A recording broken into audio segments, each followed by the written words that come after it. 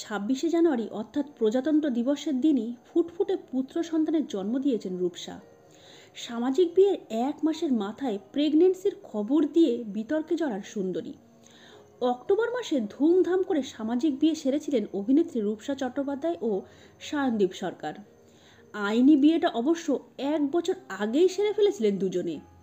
সামাজিক বিয়ের মাস ঘুরতেই সুখবর ভাগ করে নেন দুজনে। নভেম্বরে মাতৃত্বের খবর প্রকাশ্যে এনে সংবাদ শিরোনামে উঠে এসেছিলেন রূপসা। সেই নিয়ে কম কটাক্ষরও শিকার হতে হয়নি তাকে। হালে পুত্র সন্তান হওয়ার ইচ্ছা প্রকাশ করাতেও ট্রোলড হন রূপসা সায়ন ও তাদের পরিবার। জানুয়ারি মাসের একেবারে শেষ দিন মা বাবা হওয়ার সুখবর ভাগ করে নিয়েছেন রূপসা সায়ন। অভিনেত্রী একটি সংবাদ মাধ্যমে দেওয়া সাক্ষাৎকারে জানান, গত 26শে জানুয়ারি আমি সন্তানের জন্ম দিয়েছি। এখন বাড়ি ফিরে এসেছি। আমরা দুজনেই পুরোপুরি সুস্থ। সকলে আশীর্বাদ করবেন। রূপসার ছেলে হলো না মেয়ে, সেই প্রশ্ন শুনে একগাল হাসি নায়িকার। বললেন, এটা এখনই বলবো না। তবে সূত্রের খবর, পুত্র সন্তানের জন্ম দিয়েছেন ভানুমতির খেল খ্যাত অভিনেত্রী।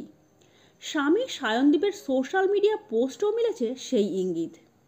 সায়নদীপ যে ছবি পোস্ট করেছেন সেখানে দেখা গেল বাবার আঙুল ধরে রয়েছে খুদে। ক্যাপশনে রূপসার বর লেখেন, বিলম্বিত প্রজাতন্ত্র দিবস সবাইকে এবং নিজেকে বিলম্বিত জন্মদিনের শুভেচ্ছা জুনিয়র। মাতৃত্বের স্বাদ আপাতত চেটেপুটে নিচ্ছেন রূপসা।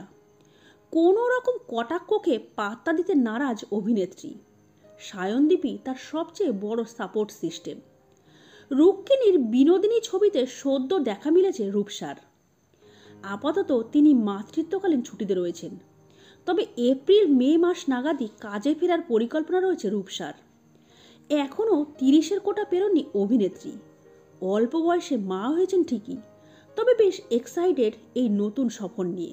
তো বন্ধুরা, রূপসা ও তার সন্তানের জন্য আমাদের তরফ থেকে রইল অনেক অনেক ভালোবাসা ও শুভেচ্ছা। আজকের এই ভিডিওটা এই পর্যন্ত। সবাই ভালো থাকবেন, সুস্থ থাকবেন। দেখা হবে আগামী পর্বে। নমস্কার।